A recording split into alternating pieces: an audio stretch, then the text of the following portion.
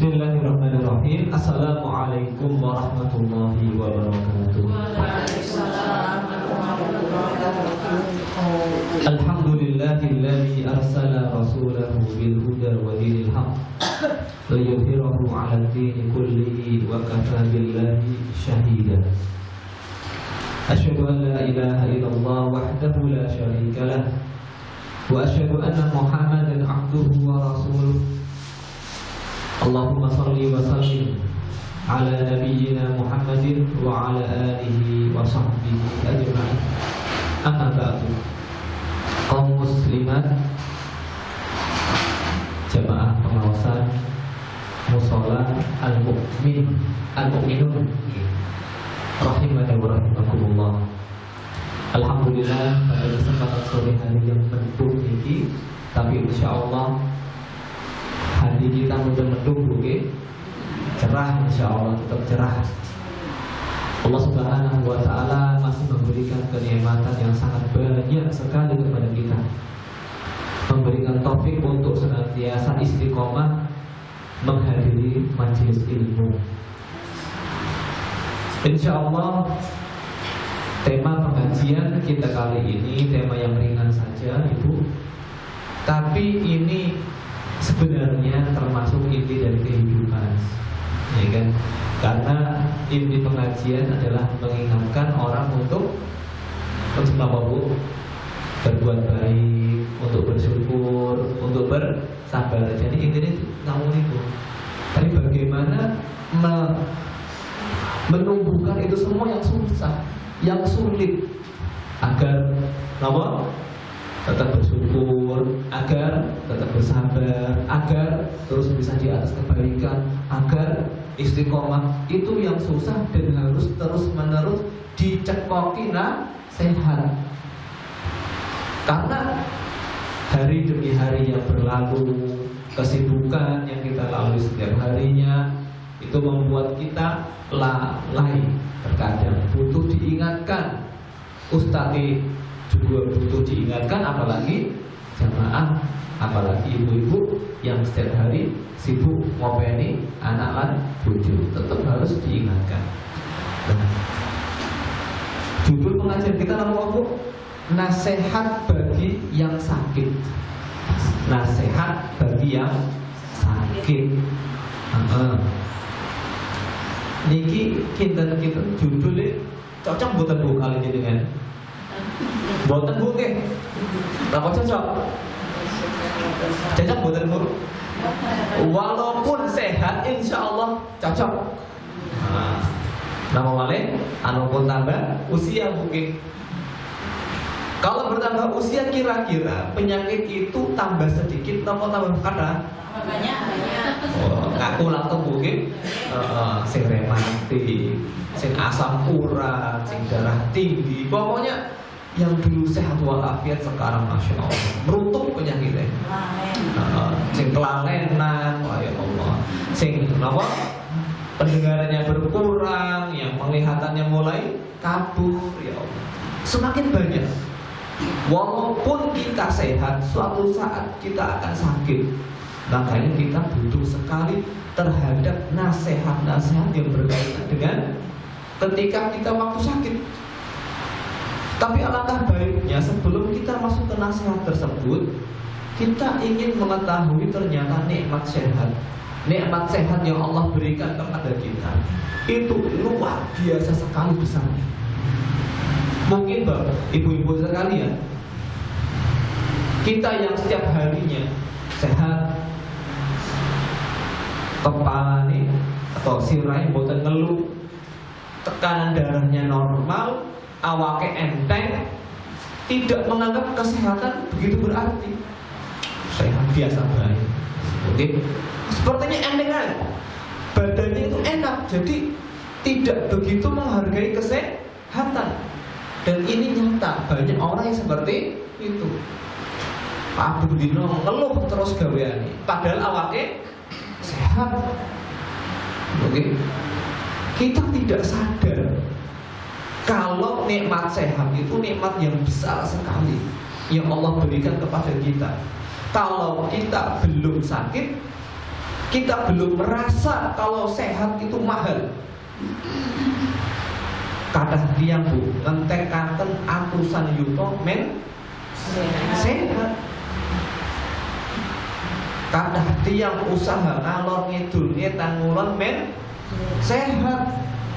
Ini berarti sehat itu mahal dan dicari oleh setiap orang. Baik, Nabi Shallallahu Alaihi Wasallam itu pernah sedikit mengungkapkan akan nikmat dunia yang intinya 3 hal. Nomor itu, man asbaha minkum aminan fi sirbihi mu'afan fi jasadihi wa indahu qutu yaumihi faka'annama hizat lahu dunya bihadahirika. Barang siapa yang di pagi hari kondisinya dalam 3 keadaan itu. Yang pertama, aman, aman di rumahnya. Alhamdulillah, Purworejo niku kotanya aman mboten Bu? Boleh dekaken motor, khawatir dicolong mboten Bu? Insyaallah mboten Bu, nggih aman. Wonten pembunuhan mboten teng mriki? Mboten. Insya Allah kota kita, desa kita, tempat kita aman. Dan itu nikmat yang luar biasa sekali. Kita belum pernah dan jangan sampai pernah tinggal di daerah konflik. Metu saka omah pripun Bu? Tidak aman. Jangan-jangan ana bom jeblok. Jangan-jangan ada peluru nyasar di blonjong nyang-nyangan ngerti-ngerti pasare jeblok. Kan kakak Bu atas niku. Nah, delok teng TV Bu nggih teng negeri-negeri sing kota sing tebih niku ya Allah. Itu suatu model yang besar sekali dan nikmat yang besar sekali. Napa rasa aman. Oke. Tidak ada khawatir misalkan bencana yang besar. Aman. Kemudian yang kedua, mu'afan fi jasadihi. Sehat badannya. Sehat badan. Kemudian yang ketiga, wa indahu qutu yaumihi. Gadah panan berdase turah. Ibu nggih, insyaallah mriki mboten wonten sing kekurangan pangan Bu nggih. Mboten wonten. Insyaallah semua tercukupi.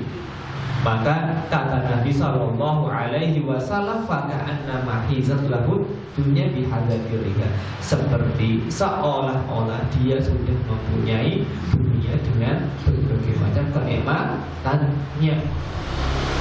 Ini kalau kita ingin menyadari betapa besar nikmat kesehatan yang Allah berikan, monggo ibu-ibu berkunjung ke rumah sakit. Ke rumah sakit Bu. Di sana ada apa ibu-ibu sekalian? Orang yang sakit. Ada poli gigi, wong sing lara untu. Ada poli saraf, sing wong lara saraf. Ada poli kanker. Bagi orang yang sakit kanker. Ketika jenengan dalu saged sare pules angler,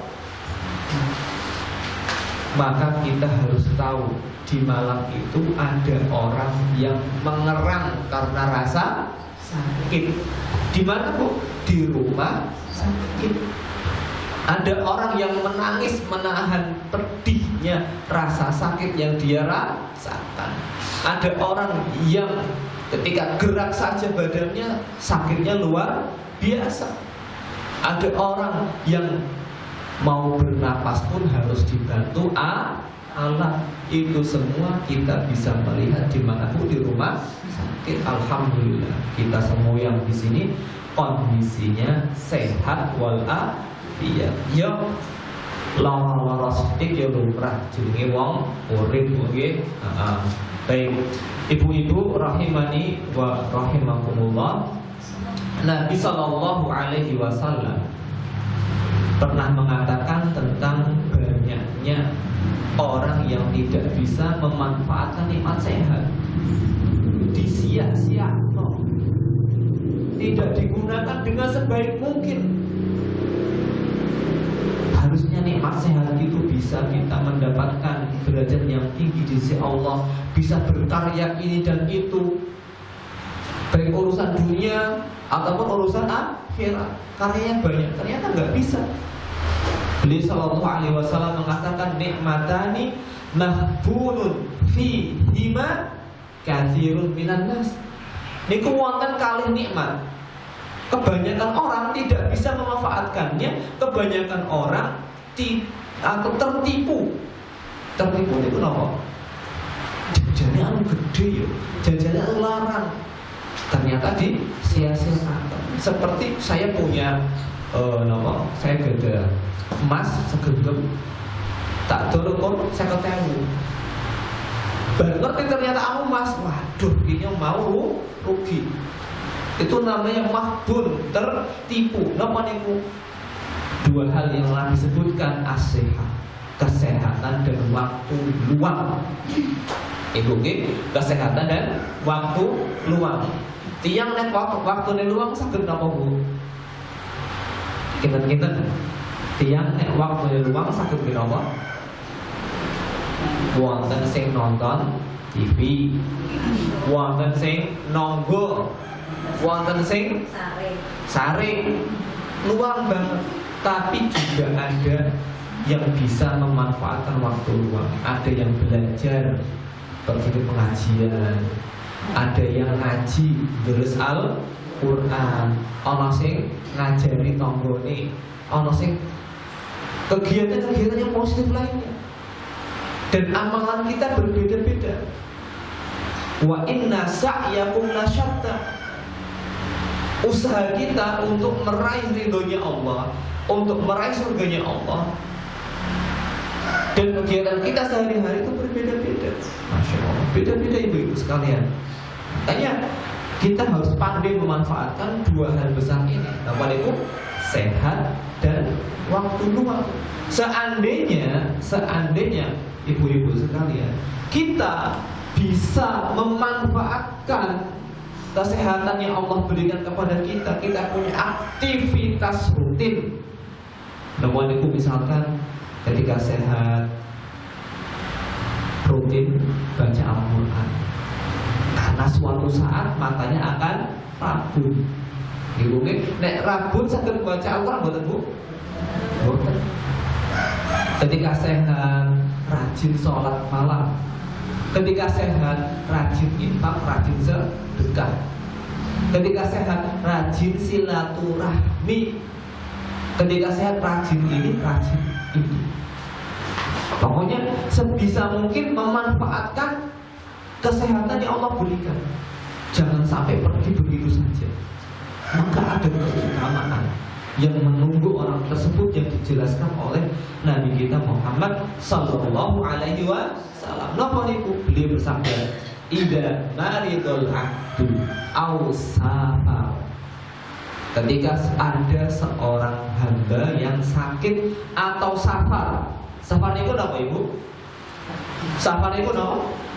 Bepergian mungkin. Ketika ada seorang yang sakit atau bepergian, maka akan dituliskan untuknya amal perbuatan yang dikerjakan ketika sehat dan ketika dia mukim. Karena ketika sakit orang tidak bisa bebas untuk beramal. Ketika safar, ketika bepergian, orang juga tidak bisa bebas beramal. Terbatas sekali kondisinya dan keadaannya. Misalkan orang sakit mungkin, dulu ketika sehat rajin pergi pengajian. Ibu ibadah apa sanes Bu? Ngaji Bu. Ibadah yang besar sekali Pak. Nilainya juga besar sekali di sisi Allah Subhanahu wa taala. Ketika sakit, terhalang, tidak bisa pengajian, itu tetap ditulis untuknya. pahalanya tetap mengalir walaupun tidak pergi ke pengajian. Ketika sehat, Masya Allah, dalu niku minimal setengah jam ngaos Al-Quran, minimal sholat malam. Ketika sakit tidak bisa karena fisik sudah lemah, insya Allah tetap dituliskan untuk ibu fulana nama pahala ketika dia sehat. Itu dituliskan karena Allah Subhanahu wa Ta'ala Maha Pemurah bagi hambanya. Rahmatnya besar sekali untuk kita semuanya. Makanya ini ibu-ibu sekalian, nikmat sehat harus kita manfaatkan sebaik-baiknya. Saya nasihat untuk saya pribadi, nasihat untuk jamaah semuanya, kita harus punya planning untuk memanfaatkan nikmat sehat agar ketika sakit kita bisa tetap panen pahala walaupun kita tidak bisa makan. Ibu-ibu, barakallahu fikum. Baik, ibu-ibu rahimani wa rahimakumullah. Rasa sakit yang dialami oleh seorang, seandainya Bu, dia bisa mengatur kondisi hati, buatan bersuto, buatan jengkel, buatan apa, bendu kali Gusti Allah Subhanahu wa Ta'ala, maka Allah akan mengangkat derajat orang tersebut. Jadi sakit yang menimpa kita itu wonten manfaatnya, ada manfaatnya. Nabi Shallallahu Alaihi Wasallam mengatakan, Innal abda idza sabaqat lahu minallahi manzilatun lam yablugha bi amalihi ibtalahu Allahu fi jasadihi aw malihi aw waladihi summa sabbarahu ala dzalika hatta yablughul manzilata allati sabaqat lahu minallahi ta'ala. Seandainya ada seorang yang seharusnya memang dia mencapai derajat yang tinggi, Bu, derajat yang tinggi di sisi Allah Subhanahu wa Ta'ala, tapi amalannya tidak sampai ke derajat tersebut.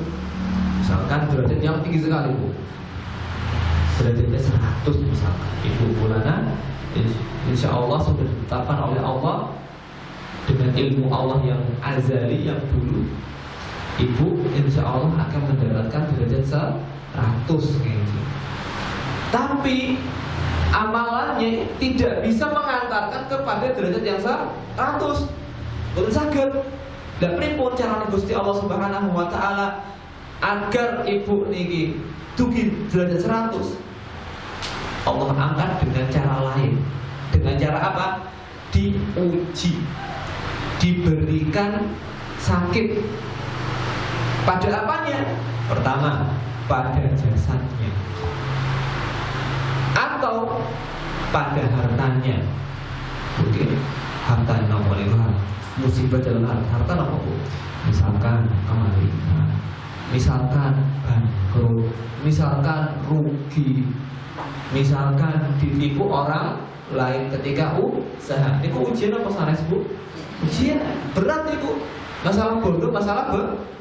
Banyak orang yang nggak bisa bersabar ketika diuji dalam masalah harta.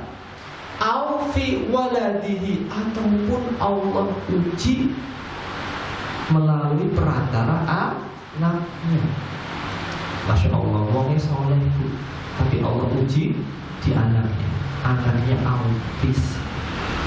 Orang kata seminggu ada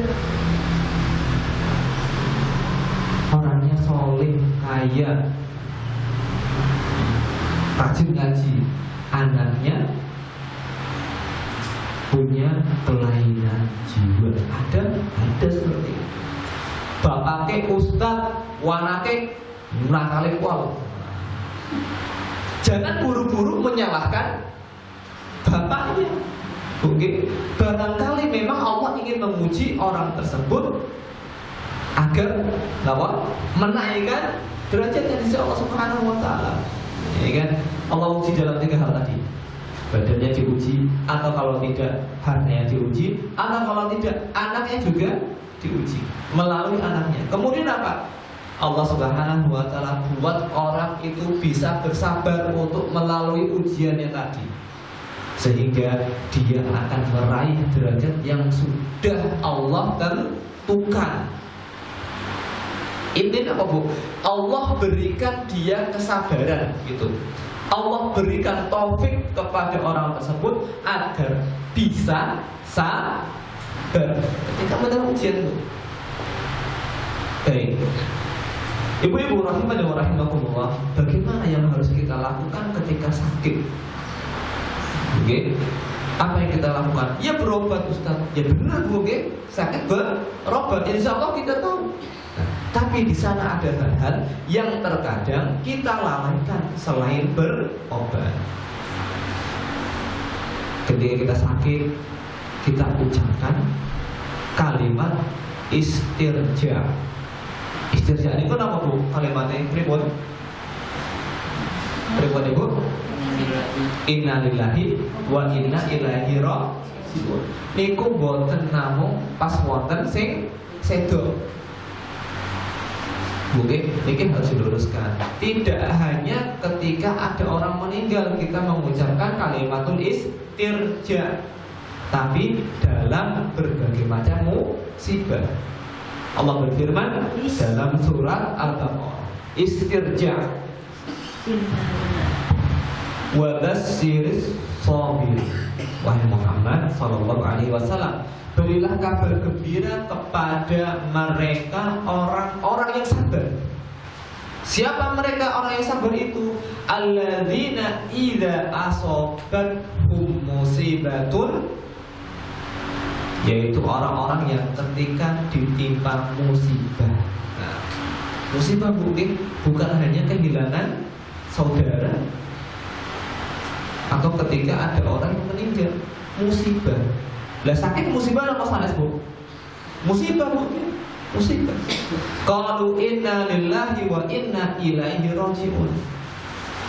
Mereka mengatakan sesungguhnya kami itu miliknya Allah dan juga kami hanya akan kembali kepada Allah. Kita itu milik Allah, terserah Allah yang mengatur. Terserah Allah yang mengatur.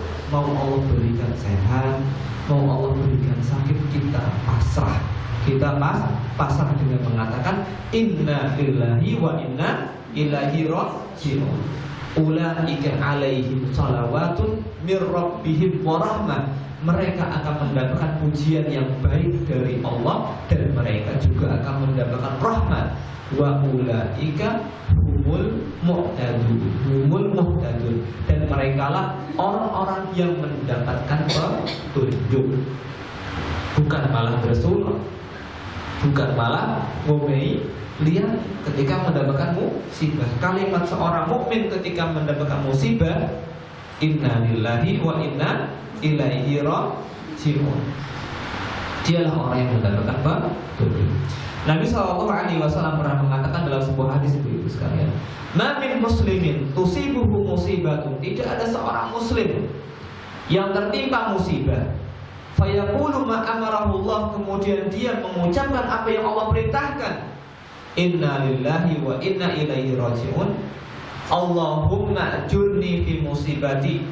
Dia berdoa, ya Allah berikanlah aku pahala dalam musibahku, wakhluf li khairan minha, dan gantikan untukku yang lebih baik, illa ajjarahullahu fi musibatihi, kecuali Allah akan berikan dia pahala dalam musibahnya dan Allah akan ganti dengan yang lebih baik. Kapan? Ketika bisa mengkondisikan mikir lisan agar berkata yang baik, mengucapkan inna lillahi wa inna ilaihi raji'un. Sangat rugi Bu orang yang dapat musibah tapi tidak mendapatkan pahala dari Allah. Ibaratnya apa? Wong roboh ketiban ombrong. Mungkin wong harus roboh, ibu ketiban ombrong, ketiban gendeng. Itu mungkin. Namanya ketika sakit mboten sabar, mboten asal apa Ibu. Baik, ini yang pertama mungkin jaga ucapan untuk mengucapkan innalillahi wa inna ilaihi raji'un. Kemudian yang kedua, napa niku, ingatlah bahwa sakit itu hanyalah ujian dan akan berakhir. Hidup kita memang ujian itu. Para ulama itu menjelaskan seperti ini. Allah itu memang menjadikan dunia ini sebagai tempatnya ujian, maka kita harus siap diuji. Oke? Harus siap diuji, harus memantapkan diri akan ujian. Ini ujian apa yang sebenarnya lagi akan saya alami ya? Ya kan? Kenapa? Hidup itu isinya ya ujian dari Allah Subhanahu wa Ta'ala. Ada yang diuji dengan kaya, ada yang diuji dengan miskin, ada yang diuji dengan sehat, ada yang diuji dengan sakit. Fir'aun itu diuji dengan apa? Dengan sehat ibu. Namrud diuji dengan apa? Dengan sehat. Tapi oleh boten sakit mengontrol diri. Akhirnya karena nggak pernah sakit, dia merasa sebagai Tuhan. Ibu, oke. Baik. Allah mengatakan dalam surah Al-Mulk, "Alladzi khalaqal mauta wal hayata liyabluwakum ayyukum ahsanu amala." Dialah Allah yang telah menciptakan kematian dan menciptakan kehidupan untuk, ini untuknya Bu, yang penting untuk menguji kita semuanya. Siapa yang paling baik amalannya? Siapa yang paling baik menghadapi ujian tersebut? Maka kita harus sadar diri dan paham betul kalau sakit itu adalah ujian dari Allah Subhanahu wa Ta'ala. Dia akan berakhir, tapi pahala sabarnya, pahala doa ketika sakit tidak akan berakhir dan tidak akan hilang. Sakitnya akan pergi, pahala kesabarannya tidak akan hilang, tetap ada. Kalau kita apa? Sabar. Oke. Baik. Dan seandainya kita bisa sabar dalam menghadapi sakit tersebut dan tidak banyak mengeluh, maka kita akan menjadi orang yang dikagumi oleh Nabi Shallallahu Alaihi Wasallam. Menjadi orang yang dikagumi oleh Nabi Shallallahu Alaihi Wasallam. Beliau mengatakan, ajaban li amril mukmin, sungguh ajaib perkaranya seorang mukmin. Inna amrahu kullahu khair, perkaranya baik semuanya, perkaranya baik semuanya. Walaisa dzalika li ahadin illa lil mukmin. Yang seperti itu, yang perkaranya semuanya baik, itu tidak untuk semua orang, tapi itu untuk mukmin saja, hanya untuk seorang mukmin. Idza asabathu sarra syakar, ketika dia mendapatkan kebaikan, dia akan bertawa. Ketika mendapatkan kebaikan apa? Dia syukur. Fakana khairan lahu, maka itu baik untuk dia. Kebalikannya, wa in asabathu dharra, kalau seandainya dia tertimpa musibah, sabar, dia akan bersabar. Dan itu juga baik untuk dirinya. Makanya perkara seorang mukmin itu semuanya baik, tinggal kita bagaimana menyambut musibah tadi, menyikapi musibah tadi, apakah bisa sabar atau tidak. Ini yang kedua. Yang ketiga, kita harus ingat bahwa sakit itu tidak 100% buruk. Tahu Bu? Sakit tidak 100% membawa keburukan. Ada kebaikan-kebaikan di balik sakit tersebut. Napa niku? Yang pertama, sakit bisa menghapus dosa. Sakit bisa menghapus dosa. Penting buat niku Bu. Dosa-dosa sing saged pinten kita kerjakan ini mungkin terhapus, tidak dianggap oleh Allah Subhanahu wa Ta'ala.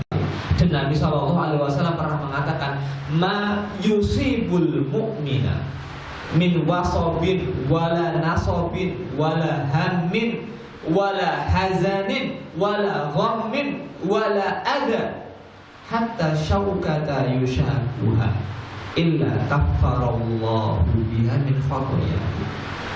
Tidak ada yang menimpa seorang mukmin dari nopo rasa sakit yang pertama, wala nasobin rasa lelah, kesel. Ibu-ibu nek kesel apa bu? Ngurus rumah kesel betul bu? Ah iya, jadi apa dosa mesti kesel lah. Ngurus anak kesel betul? Ngurus bojo kesel betul bu? Kesel hati ini bu, kesel bu, capek. Memang hidup itu capek. Nek boten capek, lengasuh boten ke penak. Baik. Wala hammin, juga ada rasa khawatir. Jangan-jangan bok-bokan. Nah, itu terus khawatir. Wala hazanin, dan rasa sedih. Insya Allah semua yang di sini pernah mengalami rasa sedih. Ya, karena apa? Ditinggal orang yang tersayang misalkan. Karena apa? Dengan sebab apapun itu. Wala ghammin, dan juga kegalauan. Wala ada, dan juga gangguan. Dari mana? Dari manapun. Dapat gangguan saka tonggone. Nyetel speaker seru banget, lagi pengen ngasuh, oke, malah nyetel dangdut seru nih, rame-rame Allah. Gangguan ini ibu. Kalau lagi pengen sedekah malah diomong tonggol. Gangguan bukan gangguan itu semuanya. Sampai pun seorang yang tertusuk duri itu pasti Allah akan hapus dosanya. Apalagi sakit yang sampai parah ibu, sakit yang sampai berhari-hari, berbulan-bulan, apalagi bertahun-tahun. Ya Allah, semoga sakit itu bisa menggugurkan dosa sampai satu titik dia bertemu dengan Allah sudah tidak bawa dosa apa-apa. Kenapa? Dihapus dengan sakit yang sangat lama sekali Baik, ibu-ibu rahimani wa rahimakumullah. Para ulama itu menyebutkan bahwa penghapusan dosa kita itu dihapus di dunia itu lebih baik dibandingkan ditunda besok di hari kiamat. Lebih baik dosa kita dihapus di dunia daripada besok Allah Subhanahu wa ta'ala menyiksa kita di hari akhir, hari yang tidak ada manfaatnya harta benda yang kita punya, kecuali orang-orang yang datang dengan membawa hati yang selamat dan bersih kehadiran Allah Subhanahu wa ta'ala. Nabi SAW pernah mengatakan, idza aradallahu bi'abdihi khaira, ketika Allah Subhanahu wa ta'ala menginginkan kebaikan dalam diri seorang hamba, ajjalalahul uqubata fid dunya, maka Allah akan segerakan hukumannya di dunia ini. Wa idza arada bi 'abdihi syarra amsakahu 'an dambihi, ketika Allah menghendaki keburukan untuk hambanya, maka dosa-dosanya akan ditahan, tidak dihapuskan dengan berbagai macam cara, hatta yuwafiya bihi yaumal qiyamah, sampai Allah akan balas dosanya kapan? Besok di hari kiamat. Jadi ternyata sakit itu punya manfaat. Dan kita harus tahu ibu-ibu sekalian, agar membesarkan hati kita, membuat kita lebih perkasa, lebih gagah ketika menghadapi sakit. Baik, ini yang kedua. Yang ketiga, dalam sakit selain ada pengguguran dosa, juga ada pengangkatan derajat. Tidak hanya dosa yang digugurkan, derajat jenengan juga akan diangkat. Nabi Shallallahu Alaihi Wasallam pernah mengatakan, ma duriba ala mu'minin irqun qattu illa hattallahu anhu khatimatan. Tidaklah seorang mukmin mengalami sakit urat kecuali Allah Subhanahu wa taala akan gugurkan darinya satu kesalahan. Wa katabalahu hasanatan, dan Allah akan tulis untuknya satu kebaikan. Wa rufi'alahu darajatan, wa rafa'alahu darajatan, dan Allah juga akan angkat dia satu derajat. Hadis ini riwayat Tabrani dalam Mu'jam Awsat. Jadi manfaatnya ternyata tidak hanya menghapus kesalahan, Allah tuliskan kebaikan juga iya, Allah angkat derajat juga iya. Luar biasa gitu. Makanya tidak heran kalau Nabi tadi mengatakan apa? Semua perkaranya mukmin itu baik. Tidak, memang seperti itu, Bu. Karena inilah ada seorang ulama saling mengatakan seperti ini, Bu. Laisa bifaqihin, bukan orang yang fakih, orang yang faham agama. Malam ya'ud al-bala'a ni'matan, barang siapa yang tidak bisa menganggap satu bencana ada unsur nikmatnya di situ. Seorang yang fakih itu harus bisa mengambil satu hikmah dari sebuah ujian yang Allah berikan kepada tidak melihat sebuah ujian itu murni 100% ujian dari Allah tanpa ada manfaat sama sekali. Itu ada manfaatnya. Baik. Kemudian yang keempat, jadikan sakit yang kita alami sebagai kesempatan untuk introspeksi diri.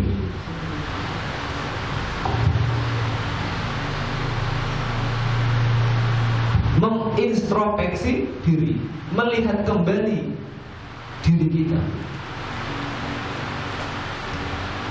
Walaupun ketika sakit itu ada kebaikan yang kita dapat, hanya saja ternyata sakit yang kita alami terkadang sebabnya adalah dosa-dosa kita. Dosa kita lemah, mungkin tiada turun ujian melainkan karena dosa.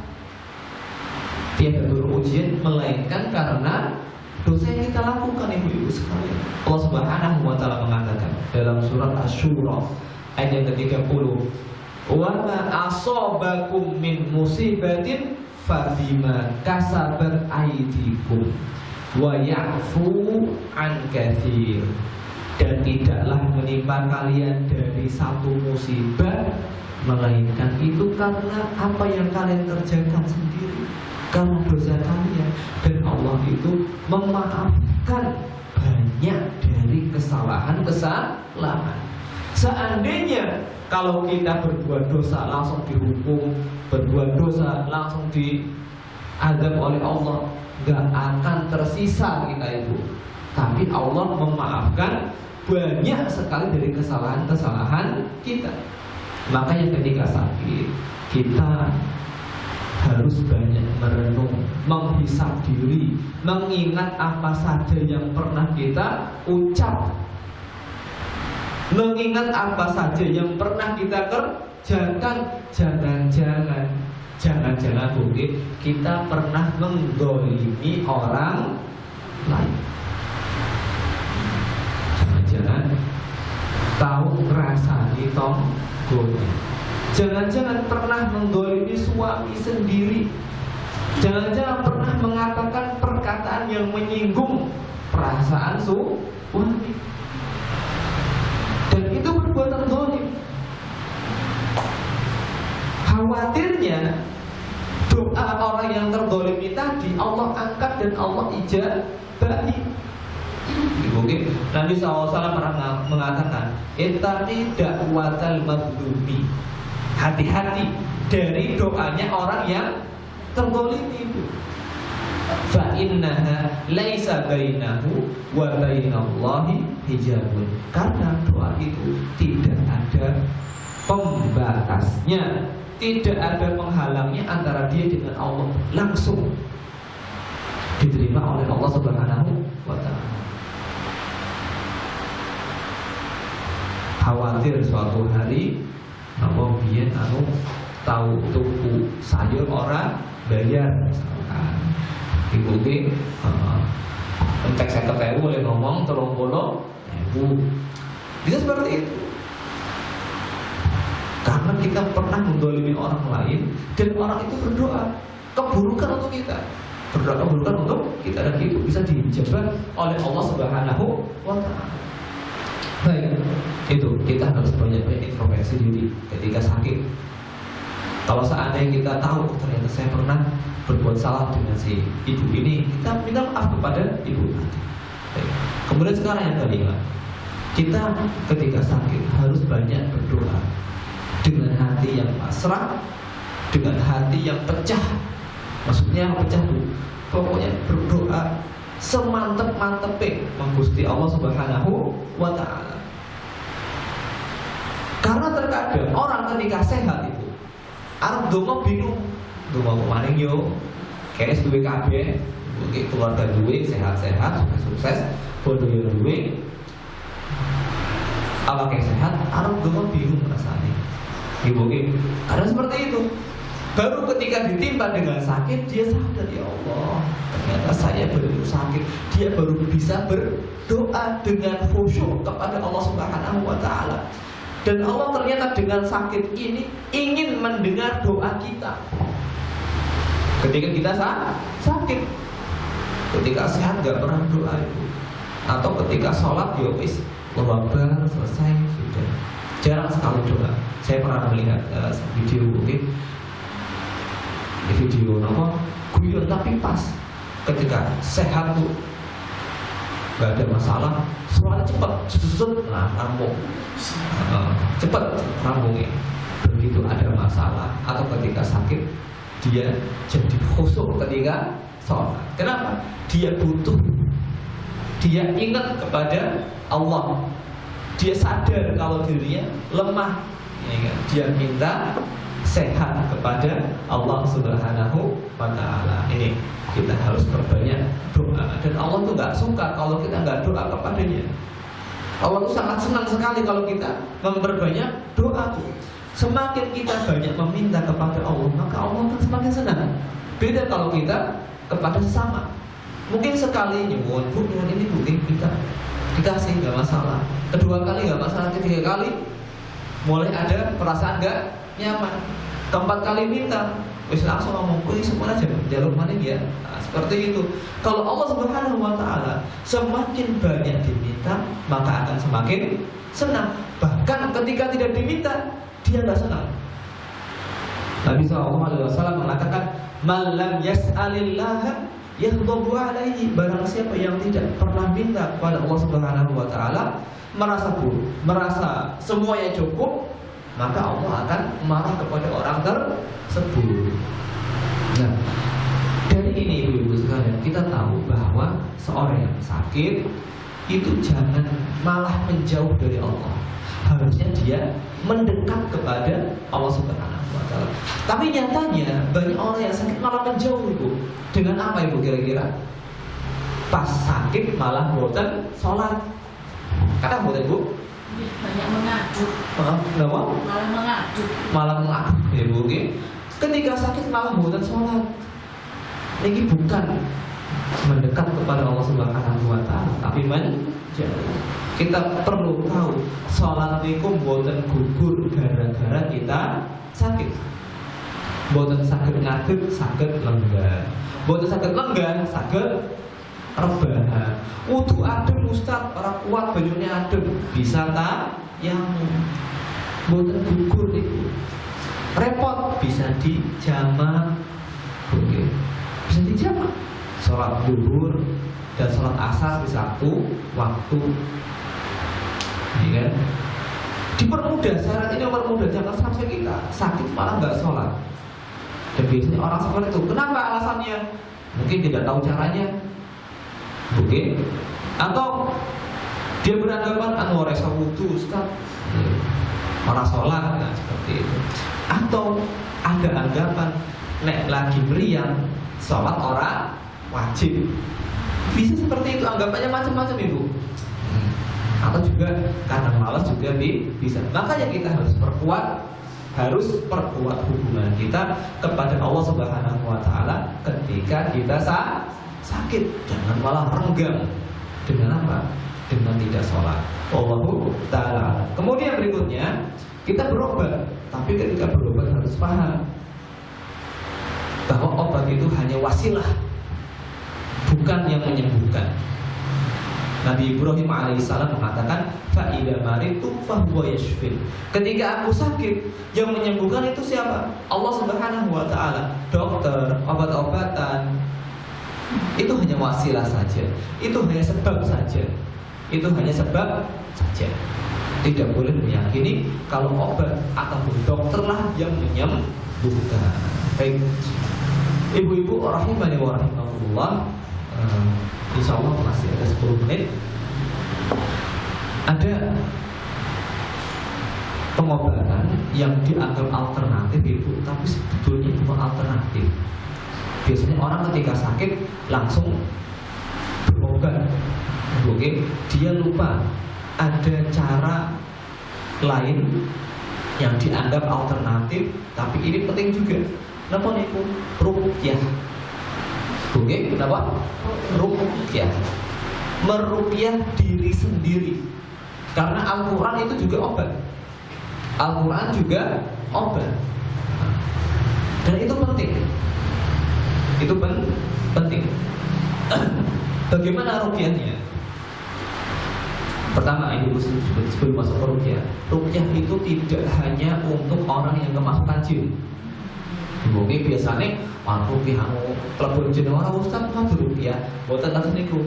Tiang meriang sakit di ruqyah. Sakit apa saja insya Allah ruqyah ada manfaatnya. Bagaimana caranya?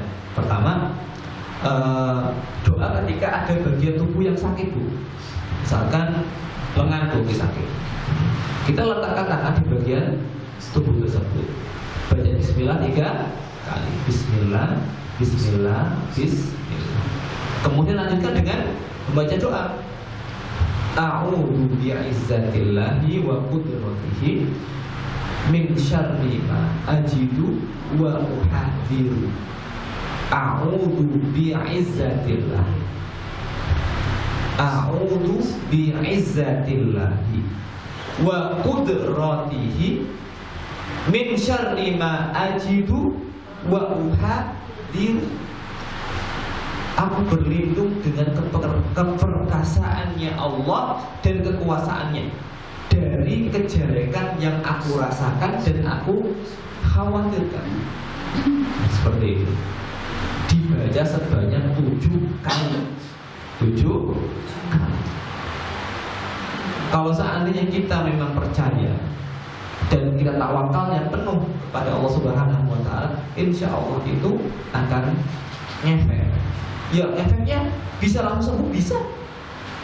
Seperti kejadian yang dialami kalau tidak salah sahabat Jabir bin Abdullah radhiyallahu taala anhu, dia meruqyah seorang dengan dibaca Al-Fatihah langsung sembuh. Ya kan? Juga seperti obat-obat lainnya, obat-obat kalau ketika diminum orang langsung mari Bu, bertahap demi bertahap, ya kan? Begitu pula ruqyah. Jadi mari nanti orang mari, ya bertahap. Sehari diruqyah, nanti diruqyah lagi, diruqyah lagi. Tidak harus langsung sembuh. Baik. Ada juga ruqyah sebelum tidur. Dengan apa? Sebelum tidur Ibu, kita untuk menjaga diri dari sakit, dari gangguan jin atau yang lainnya, kita meruqyah diri sendiri. Bagaimana? Kita baca, kita gabungkan kedua telapak tangan kita. Oke. Kemudian kita bacakan surah Al-Ikhlas, Al-Falaq, dan An-Nas. Kemudian kita tiupkan 3 kali dengan tiupan yang mengandung air ludah sedikit, air liur sedikit. Kemudian kita usap sekali. Baca lagi Al-Ikhlas, Al-Falaq, An-Nas. Dia tiupkan lagi 3 kali, kemudian kita usapkan. Sekali lagi baca Al-Fatihah, Al-Ikhlas, Al-Falaq, An-Nas, kita tiupkan 3 kali, kita usapkan. Itu juga ruqyah juga untuk melindungi diri kita. Setelah itu kita baca surah ayat kursi juga bisa.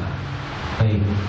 Kemudian ruqyah itu juga bisa kita langsung bacakan kepada bagian sakit bisa, atau melalui media air juga bisa. Kita bacakan ayat Al-Quran, ya kita dekatkan mulut kita kepada air di gelas misalkan. Nanti kita sedikit meludah ke situ, kemudian kita minum juga bisa. Itu termasuk obat, obat.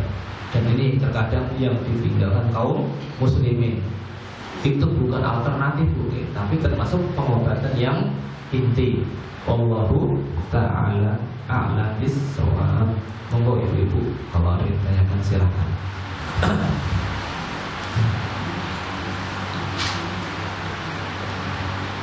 Monggo ibu kalau ada yang ditanyakan silakan. Seperti hawanya ini mempengaruhi nada bicara saya, Bu.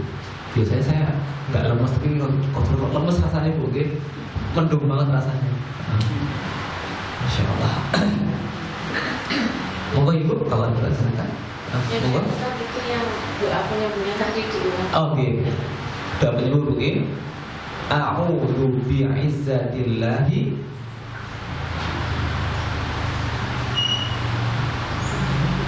wa qudratihi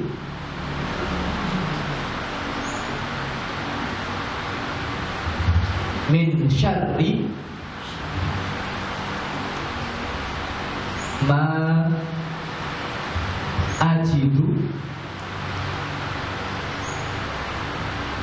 wa uhadiru min syarri ma ajidu wa uhadiru. Tapi sebenarnya gak artinya, Bu. Jangan sampai kita hanya tahu Arabnya tapi gak tahu artinya.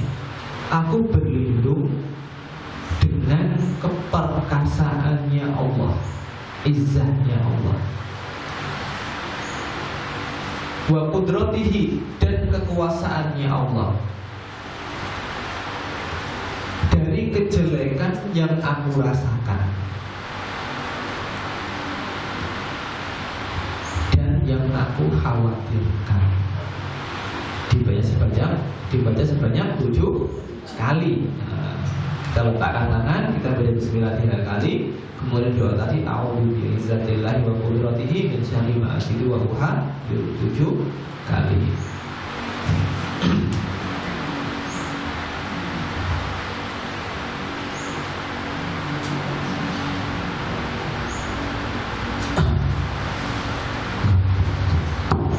Pokok ibu yang lain kalau ditanyakan silakan.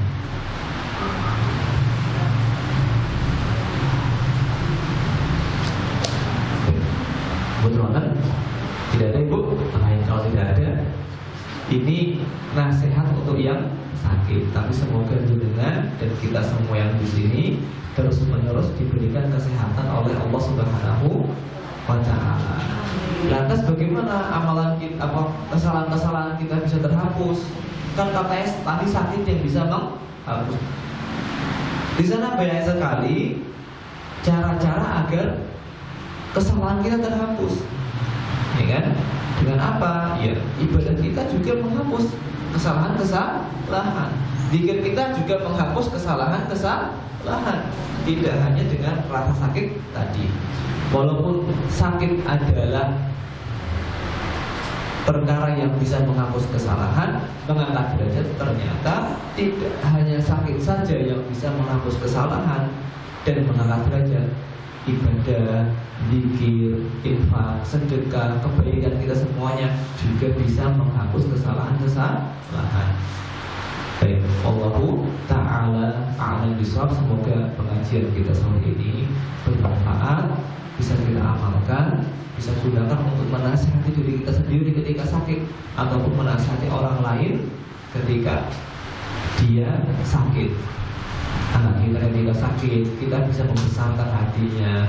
Tetangga kita sakit, kita bisa membesarkan artinya. Wallahu ta'ala a'lam bishawab. Saya akhiri mengaji kita kali ini dengan baca doa kafaratul majelis. Subhanakallahumma wa bihamdika asyhadu an la ilaha illa anta astaghfiruka wa atubu ilaik. Wassalamualaikum warahmatullahi wabarakatuh. Waalaikumsalam.